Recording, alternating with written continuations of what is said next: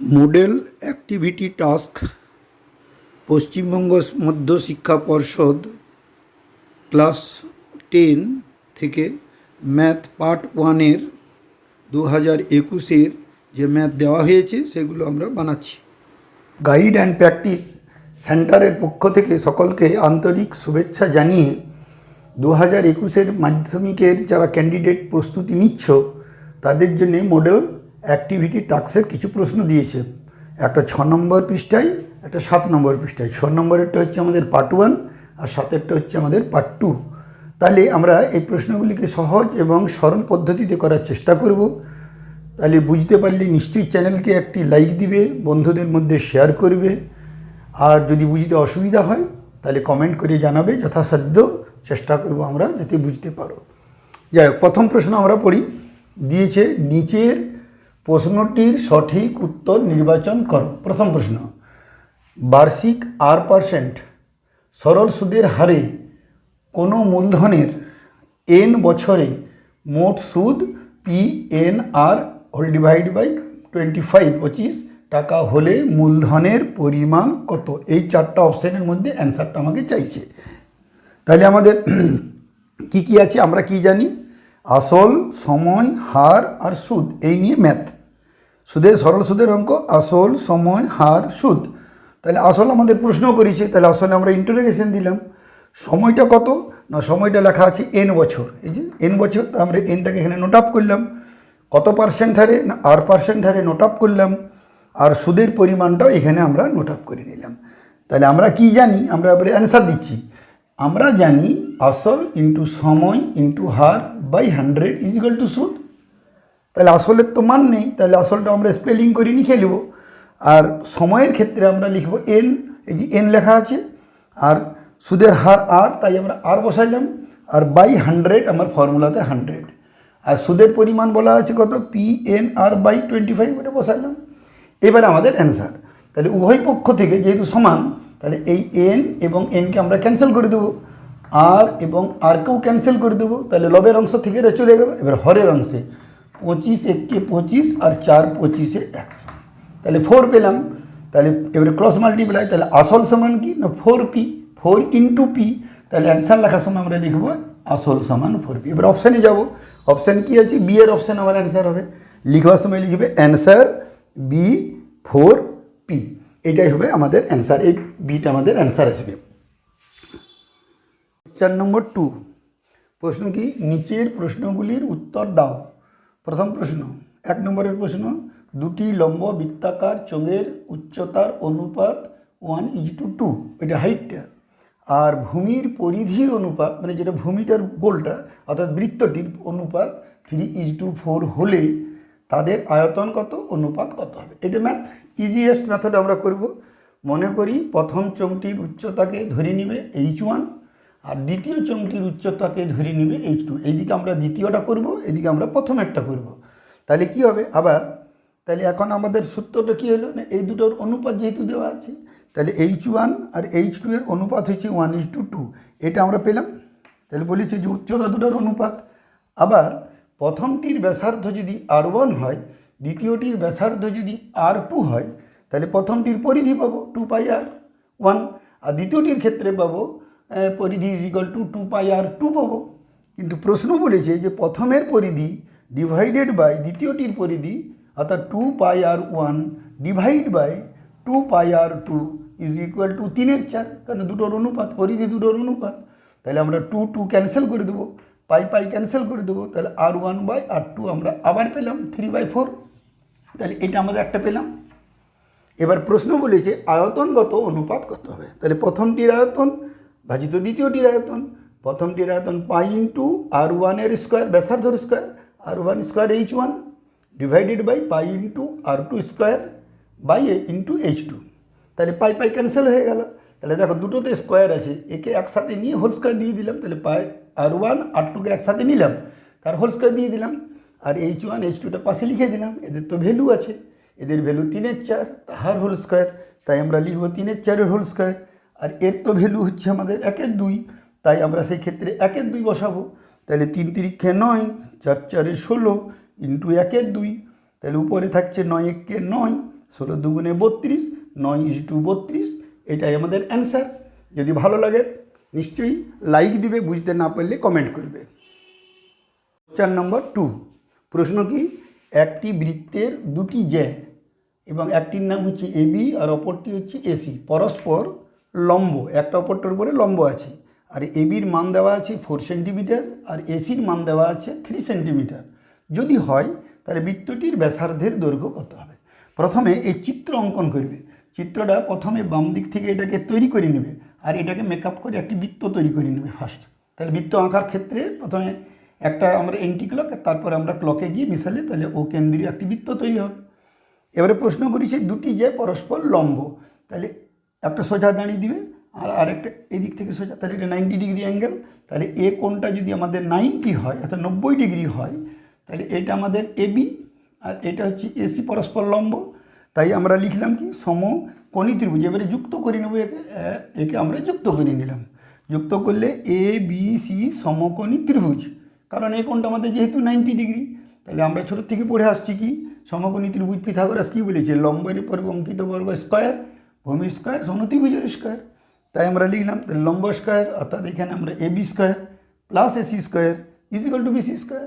এবারে ভ্যালু তো দেওয়াই আছে, তাহলে এবির মান 4, তাহলে 4-এর স্কয়ার, এসির মান কত 3 square is equal to BC square.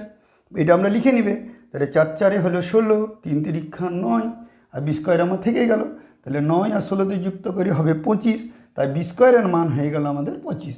তাহলে বিসি ইজিক্যাল টু কি বর্গমূল, তাহলে বর্গমূল আমাদের প্লাসও হতে পারে মাইনাসও হতে পারে, তাই +-5, কিন্তু বিসির মান হবে 5। কারণটা কি, এখানে ব্র্যাকেটে লিখে দিবে দৈর্ঘ্যের মান কোনোদিনই ঋণাত্মক হয় না, তাই আমরা মাইনাসটাকে ছেড়ে দিলাম, আমরা প্লাসটাকে নিয়ে নিলাম। তাহলে এইবারে আমরা লিখব যেহেতু এই কোণটি 90 ডিগ্রি, তাই এইটি হচ্ছে অর্ধবৃত্তস্থ, এই কোণটি হচ্ছে অর্ধবৃত্তস্থ কোণ সমকোণ হয়। তাহলে এই অর্থাৎ ব্যাস হয়ে যাবে। তাহলে সুতরাং বিসিটি আমাদের ব্যাস হয়ে গেল। তাহলে অর্ধ করতে গেলে তার হাফ নিব আমরা, তাহলে অর্থাৎ 5/2 করে নিলাম।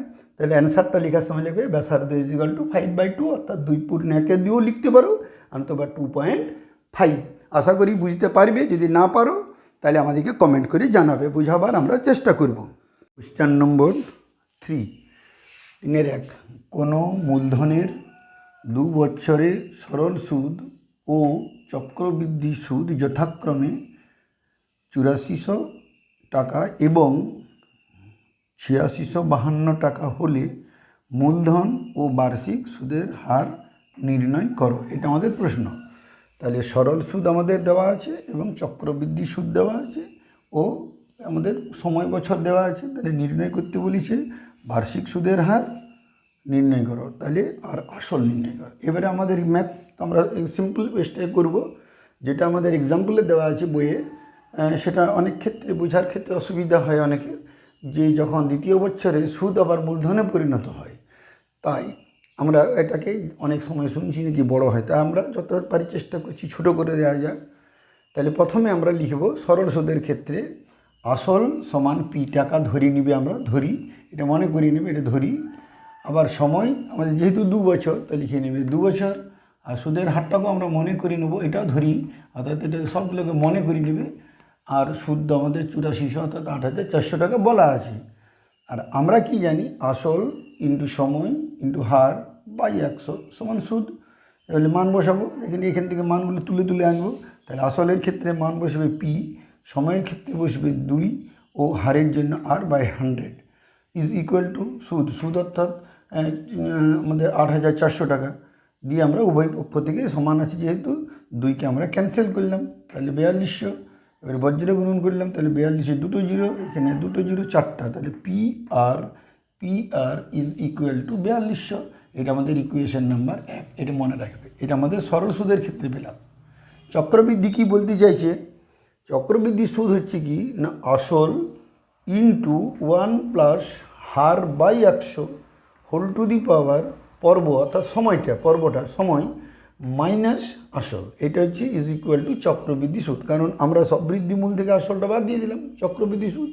এবার ওখান থেকে আবার মানগুলোকে তুলে তুলে আমরা নিয়ে আসছি। তাহলে আসলের জায়গায় লিখব পি বন্ধনী দিলে, আবার 1 প্লাস হারের জায়গায় আর মাইনাস আসলে পি ইজ ইকুয়াল টু 8600। আর 52 টাকা। এটা আমরা বসাই সাবস্টিটিউট করে নেবে। এটা করার পর আমাদের কি পাচ্ছি, और এবার ক্যালকুলেশন, এটা হচ্ছে এ প্লাস বি তার হোল স্কোয়ার, তাহলে a square plus 2ab plus b square. তাহলে পিটা আমরা যা ছিল লিখে নিলাম। তাহলে এবারে লিখছি এ স্কোয়ার মানে 1 স্কোয়ার প্লাস 2 ইন্টু 1 লিখলাম না, 2 into 1 into r into by 100, এই আর বাই 100 দিয়ে এটা করলাম 2ab আর plus b square. B square বলতে কি আমরা পাবো, আর স্কোয়ার বাই এর 4টা জিরো, স্কোয়ার বাই 4টা zero into p minus a চলে, এটা আমরা লিখে নিলাম, পরপর লিখে নিলাম। আর এবারে আমরা যখন গুণ করবো, এবারে P K P, P R 2pr এখানে লিখতে হবে। এটাতে এটা লিখবে আমাদের 2pr, এখানে 2 আছে যেহেতু 2pr আর pr স্কোয়ার ডিভাইডেড বাই এত সমান ক্যান্সেল করবে। এবারে পি আর এই পি আমাদের ক্যান্সেল হয়ে গেল। আর আমরা তো জানি পিআর এর মান কত, পিআর এর মান আমরা এখানে পেয়েছি 4200, 42 আমাদের পেয়েছি কত, 42-এর পিছনে 4খানা জিরো, তাহলে আমরা এখানে বসাবো। তাহলে দেখো 2 ইন্টু 42-এর পিছনে 1 2 3 4টা জিরো ডিভাইডেড বাই 100, এখানে পিআর ইন্টু আর, তাই এখানে পিআর ইন্টু আর, তাহলে পিআরের জায়গায় আবার 42-এর পিছনে 4খানা zero into r divided by 4খানা জিরো আর এই 4খানা জিরো কেটে দিলাম, আর দুটোই ক্যান্সেল করে দিলাম। তাহলে আমরা কি পেলাম না, এই ক্ষেত্রে আমরা পেলাম 42 ইন্টু 2 আর এখানে পেলাম 42 আর ইজুয়াল টু, এখানে আমরা উল্লেখ করবো তাহলে 8400, 42 দুগুণে 8400 আর 42 আর ইজ ইকুয়াল টু 8652। এবারে আমরা ক্যালকুলেশন করতে করতে যাচ্ছি। এবারে একে পক্ষান্তর করলাম, ডান দিকে মাইনাস করে নিয়ে যাবার 42কে লিখে নিলাম। তাহলে 42 r is equal to 8652 minus 8400 is equal to 252। এটা আমরা পেলাম। পেলার পরে আমাদের ক্রস মাল্টিপ্লাইকে আমরা ভাগ করে দেবো। তাহলে বি ইজ ইকুয়াল টু এটাকে আমরা নিচে পাঠালাম, দিয়ে আমরা এটাকে ক্যালকুলেশন করলাম, 6 বার খেলো, তাহলে অ্যান্সার পেলাম 6। তাহলে আর এর মান 6। তাহলে আমরা সুদের হারটা পেয়ে গেলাম। এবারে আসলটা আমরা কী করে পাবো না, আমার তো 1 নম্বরে পি এবং আর, তো আমি আর এর তো মানেই পেলাম, এখানে মানটা পুট করলেই তো হবে। তাহলে আবার 1 নম্বর থেকে P R is equal to আমাদের জানা আছে। তাহলে এই ক্ষেত্রে আমরা আর এর মানটা 6 পুট আপ করবো। করার পরে আমরা পি একে এখানে ক্যান্সেল করবো, 6কে ক্যান্সেল করবো 42-এর সাথে 7, তাহলে 7-এর পিছনে 4খানা জিরো, তাহলে পি এর মান 7খানা জিরো, তাহলে পি ইজ ইকুয়াল টু 70,000। তাহলে এটা আমাদের আসল। তাহলে আমাদের অ্যান্সারটা লাস্টে লিখে নিতে হবে, অ্যান্সারটা লিখে নেবে নির্ণেয় আসল। এবার আমরা লিখে নেব নির্ণেয় আসল, আমাদের আসল নির্ণয় করতে বলেছি, তাহলে লিখবে নির্ণেয় আসল সমান 7,000 4খানা জিরো টাকা, এটা আমার অ্যান্সার। আর ওর থাকবে আমাদের কি সুদের হার, নির্ণেয় হার, সুদের হারটা সমান 6%, এটা আমাদের অ্যান্সার। আশা করি বুঝতে অসুবিধা হবে না। বোঝার ক্ষেত্রে অসুবিধা হলে কমেন্ট করে জানাবে, আমরা বুঝাবার আপ্রাণ চেষ্টা করব। নম্বর 4 আমরা কি পাচ্ছি, যদি a x² plus B X plus C is equal to 0 আর দ্বিঘাত সমীকরণে বীজদ্বয়ের অনুপাত দেওয়া আছে 1:4 এই আর হলে দেখাও যে r plus 1 divided by r plus 1-এর whole square divided by r is equal to b square divided by AC. এটা আমাদেরকে প্রুভ করে দেখাতে হবে। এইটা হচ্ছে আমাদের ম্যাথ, এটা আমাদের ম্যাথ। আর অ্যান্সার করার সময় আমরা লিখব, মনে করি একটি বীজকে আমরা আলফা ধরে নেব, অপর বীজটিকে আমরা আর আলফা ধরব। আর আলফা কেন ধরব না, যেহেতু আমাদের অনুপাতটা 1:2 দেওয়া আছে, তাহলে অনুপাতটা আমাদের 1:r আছে, তাই আমরা একটাকে আলফা একটা আর আলফা। তাহলে আমরা কি জানি না, আলফা প্লাস বিটা অর্থাৎ আলফা প্লাস আর alpha is equal to minus B by A. Or তাহলে আলফাটা আমাদের কমন, আলফাটা কমন নিয়ে নেবে, তাহলে 1 plus r is equal to minus B by a. নিয়ে একে বর্গ করলাম, তো ওকেও বর্গ করলাম, তাহলে উভয় পক্ষকেই বর্গ করে পাই। তাহলে আলফা স্কোয়ার প্লাস 1 প্লাস আর তার হোল স্কোয়ার ইজ, একে অ্যারেঞ্জমেন্ট করে নিয়েছি, আরটাকে সামনে পিছনে, যোগের ক্ষেত্রে কোনো ব্যাপার হয় না, লিখে নিলাম। আর মাইনাস বি স্কোয়ার এই যে তার হোল স্কোয়ার বর্গ করে পেলাম।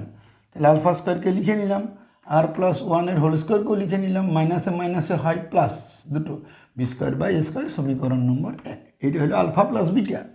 এবার আবার আলফা ইন্টু বিটা, তাহলে আলফা ইন্টু বিটা মানে আলফা প্লাস আলফা ইন্টু আর alpha is equal to c by a. তাহলে এই দুটোর গুণফল আলফা স্কোয়ার আর সি বাই এ, সমীকরণ নম্বর 2।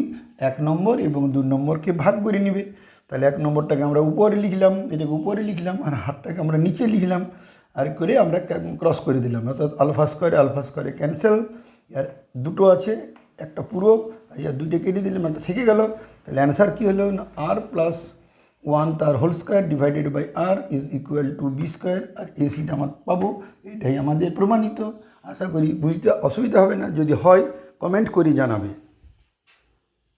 4 নম্বর 5, এবারে জ্যামিতি। প্রমাণ করো যে ব্যাস নয় এরূপ কোনো জ্যাকে যদি বৃত্তে কেন্দ্রগামী কোনো সরলরেখা সমদ্বিখণ্ডিত করে, তাহলে ওই সরলরেখা ওই জ্যা এর উপর লম্ব হবে। এটা আমাদের প্রশ্নটাকে আমরা প্রথমে কল্পনা করব। তাহলে প্রথমেই ব্যাস নয়, তাহলে একটা বৃত্ত কল্পনা করব। তাহলে আমরা কি লিখব, একটা মাঝে কেন্দ্র দিয়ে একটা বৃত্ত অঙ্কন করবে। ও কেন্দ্রীয় একটি বৃত্ত, এখানে মনে করে নিতে হয় ও কেন্দ্রীয় একটি বৃত্ত, এই বৃত্তটা কল্পনা করে নেবে। তারপরে বলেছি জ্যা, কোনো একটি জ্যা, তাহলে ব্যাস নয়, তাহলে ব্যাসটা ভিতর দিয়ে যায়, এটা একটু নিচে নামিয়ে দিলাম। তাহলে কী হলো, এ বি ব্যাস নয় এরূপ একটি জ্যা, এ বি ব্যাস নয় এরূপ একটি জ্যা। আবার প্রশ্ন করেছি কি, বৃত্তের কেন্দ্রগামী কোনো সরলরেখা, তাহলে এমন একটা সরলরেখা যা কেন্দ্রের ভিতর দিয়ে আসছে, ধরো এই চকটা আমার এই ভিতর দিয়ে গিয়ে কেন্দ্রের ভিতর দিয়ে গিয়ে ওই জ্যাটাকে গিয়ে কাটবে, সমদ্বিখণ্ডিত করবে, সমান সমান হয়ে যাবে। অর্থাৎ ওডি হচ্ছে কেন্দ্রগামী সরলরেখা, এ বিকে সমান দ্বিখণ্ডিত করবে, অর্থাৎ এ বিকে সমান দুটো টুকরো করে দেবে। এটা আমরা লিখব, অর্থাৎ ওডি হচ্ছে এ বিকে সমদ্বিখণ্ডিত করছে, অর্থাৎ এডি ইজ ইকুয়াল টু বিডি। এটাই আমার প্রশ্ন। তাহলে এবারে প্রমাণ করে দাও যে সরল রেখাটা, অর্থাৎ ওডি সরল রেখাটি লম্ব হবে কার উপরে, জ্যাটির উপরে, অর্থাৎ এবির উপরে। তাহলে প্রমাণ করতে হবে যে এবি সরল রেখার উপর এটা হবে ওডি, ওডিটা লম্ব হবে। এইখানে আমাদের একটা প্রশ্ন আমাদের বারবার জাগে যে আমি যে কোনো একটা লিখে দিলে হবে, তা নয়, কে লম্ব। এক্ষেত্রে আমাদের ওডি লম্ব, তাই প্রথমে আমরা লিখব এই জায়গাটাতে ওডি লম্ব হবে, অর্থাৎ ওডি আগে লম্ব হবে এবির উপর। এই ক্ষেত্রে সকলে জেনে নাও যে কোনটা কার উপরে লম্ব। তাহলে এবির উপর ওডি লম্ব আছে, ওডির উপর এবি নয়। তাহলে প্রথমে যেটা আমরা লিখছিলাম, এটা কেন লিখেছিলাম, যে এটাকে শুধরে দেওয়ার জন্য। তাহলে অর্থাৎ ওডিটা আমাদের লম্ব হবে, তাই ওডিকে আমরা আগে লিখে নিলাম। কার উপরে হবে, এবির উপর। তাহলে এবারে প্রমাণ করার সময় আমাদের একটা স্বাধীনতা দিব, যে ক্ষেত্রে আমরা ও এ এবং ওবিকে যোগ করে নেবে অঙ্কন, ও এ এবং ওবি যোগ করে হলো। তাহলে আমরা দুটো ত্রিভুজ পেলাম, মোট ত্রিভুজ 3টা, কিন্তু আমরা পাবো এই বড়টা একটা ত্রিভুজ, কিন্তু আমরা নিব এই দুটো ত্রিভুজ, এই দুটো ত্রিভুজকে আমরা সর্বসম প্রমাণ করে দেবো। তাহলে এবার প্রমাণ করার সময় আমরা লিখব, দুটো ত্রিভুজের নাম উল্লেখ করলাম, একটা এ ডি ও এবং বি ডি ও, এর মানে এদের, এই দুটোর কি পাবো, ও এ সমান ও বি, ও এ আর সমান ও বি, এরা তো ব্যাসার্ধ, তাই আমরা লিখব একই বৃত্তের ব্যাসার্ধ। আর ওডি সাধারণ বাহু, এই বাহুটা আমাদের এই ত্রিভুজেও আছে, ওই দিকে ত্রিভুজটা তো আছে, তাই এটা কমন, তাই আমরা লিখলাম সাধারণ বাহু। আর এডি আর is equal to BD, eddy is equal to BD, এটা তো আমাদের কল্পনা করা হয়েছিল, আমরা লিখেছি সমদ্বিখণ্ডিত করে এডি। এটা প্রশ্ন অনুযায়ী, অনেকে আবার প্রশ্ন অনুযায়ীও লিখতে পারো, কল্পনা করে নিয়েছিলাম আমরা যেটা এটা সমান হয়, তাহলে সমান, তাহলে অর্থাৎ 3টা বাহু পরস্পর সমান। এসের শর্ত কাজ করলো। তাহলে যে দুটো ত্রিভুজের উল্লেখ করা হয়েছিল তাকে আবার পুনরায় লিখলাম। তাহলে এই ত্রিভুজ দুটি পরস্পর সর্বসম, তাহলে সর্বসম চিহ্ন আমরা তো জানি, তাহলে সমান লিখে এইভাবে লিখবে সর্বসম এখানে নিচের থেকে এই উপরের দিকে চিহ্নটা যায়, উপরের থেকে নিচের দিকে নয়, এটা সকলেই জেনে নেবে। তাহলে এই সিম্বলগুলোও ঠিক মতন ইউজ করবে। তাহলে এটাকে আমরা সর্বসম বলি, এস শর্ত অনুযায়ী এটা সর্বসম। এরপরে আমাদের করণীয় কি, তাহলে এবার আমাদের অনুরূপ কোণ হবে। এবার অনুরূপ কোণ বলতে কি, একই রকমের কোণ, তাহলে এর সামনে, অর্থাৎ এই ব্যাসার্ধ এই ব্যাসার্ধের সামনেকার কোণ, ব্যাসার্ধের সামনে কোণ পরস্পর সমান হবে, এটা অনুরূপ। তাহলে কোণ এ ডি ও আমরা লিখব অনুরূপ কোণ A D O is equal to কোণ বি ডি ও, এটা অনুরূপ, এরা একই রকমের কোণ, অনুরূপ অংশ এরা একই রকমের, তাহলে অনুরূপ অংশ, তাই এরা সমান হয়ে গেল। আবার প্রশ্ন বলতে চাইছে, তাহলে এদেরকে যদি যোগ করা যায়, আবার সরল রেখা, এই দুটো কোণকে যদি আমরা কোনো কারণে যোগ করে দিই, তাহলে এটা তো সরল রেখা। তাহলে অতএব কোণ এ ডি ও যুক্ত কোণ বি ডি ও সমান 2 সমকোণ, 2 সমকোণ মানে 180 ডিগ্রি। এটা তো আমরা জানি সরল রেখা, যেহেতু এটা AB সরল ব্যাকে লিখে নিতে পারো, তাহলে AB সরল রেখা, এটা আমরা লিখে নেবে ভালো করে, একদম ডিটেলস লিখে নেবে। দিয়ে এবারে একটার মান পুট আপ করলে ডবল হয় বিডিও, এটাকে সরিয়ে আমরা বিডিও লিখতে পারি, এডিও লিখতে পারি। তাহলে আমরা বিডিওটাকে তুলে দিলাম, এই বিডিওটার বদলে এডিও আমরা ব্যবহার করব।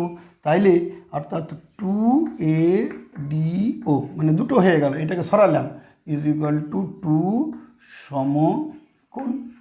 আশা করি বুঝতে অসুবিধা হবে না, হলে আমাদেরকে কমেন্ট করবে সাথে সাথে, আর ভালো লাগলে লাইক দিয়ে দেবে, বন্ধুদের মধ্যে শেয়ারও করে নেবে। তাহলে এবারে 2 2, এবারে উভয় পক্ষে 2 ক্যান্সেল হয়ে গেল। তাহলে কোণ ADO ইজ ইকুয়াল টু 1 সমকোণ। 1 সমকোণ মানে 90 ডিগ্রি। 1 সমকোণের অর্থ হচ্ছে এটা 90 ডিগ্রি। তাহলে অর্থাৎ ADO কোণটা যদি সমকোণ হয় তাহলে ABর উপরে OD লম্ব। তাহলে অতএব তাহলে ODটা আমাদের প্রথমে বলতে হবে, কারণ এই তো লম্ব হয়, তাহলে এই লম্ব AB এর উপর, এইটি আমাদের প্রমাণ করতে বলেছে। তাহলে প্রুফ আশা করি বুঝতে পেরে গেছো। যদি না পারো তো বারবার বলি, কমেন্ট করে জানাবে, আমরা যতই সহজভাবে জানাবার চেষ্টা করব। পরবর্তী সেকেন্ড পার্ট আমরা পাঠাবো, আবার সার্চ করে নিয়ে নিবে। আর সাবস্ক্রাইব করে রাখলে আবার বিভিন্ন ধরনের ম্যাথ পাবে। 4 নম্বর 6, একটি লম্ব বৃত্তাকার চোঙের উচ্চতা উহার ব্যাসার্ধের দ্বিগুণ, তাহলে হাইটটা হচ্ছে ব্যাসার্ধটার দ্বিগুণ। যদি উচ্চতাটাকে 6 গুণ করে দেওয়া যায় তাহলে তখন আয়তনটা আমাদের কত ডিফারেন্স হয়ে যাবে? 639 ঘন ডেসিমিটারের পার্থক্য হবে, বেশি হয়ে যাবে। চোঙটির উচ্চতা নির্ণয় করো, এটা আমাদের ম্যাথ।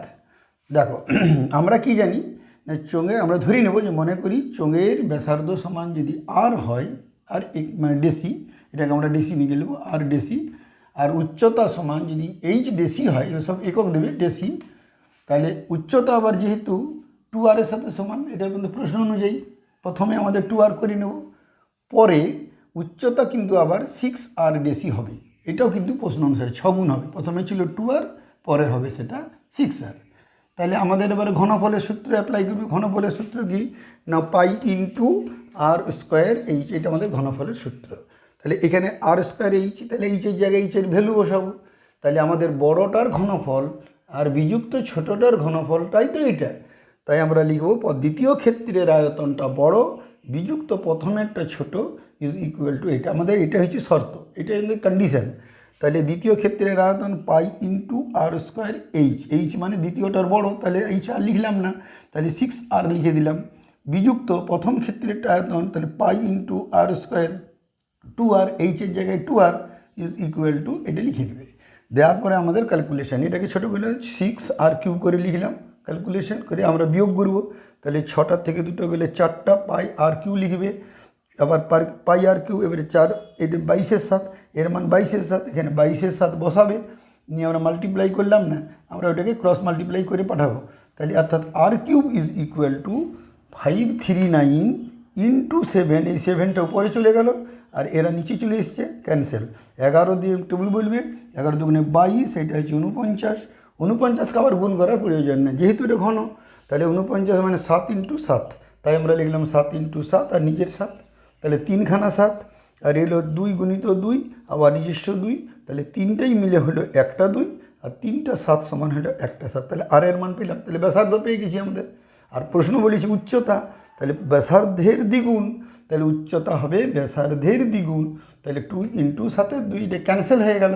তাহলে অ্যান্সার লেখার সময় আমরা কি লিখে নিব, অ্যান্সার সময় আমরা লিখে নিব যে নির্ণেয় উচ্চতা ইজ ইকুয়াল টু, এবার উচ্চতাটা লিখে নেবে, নির্ণেয় উচ্চতা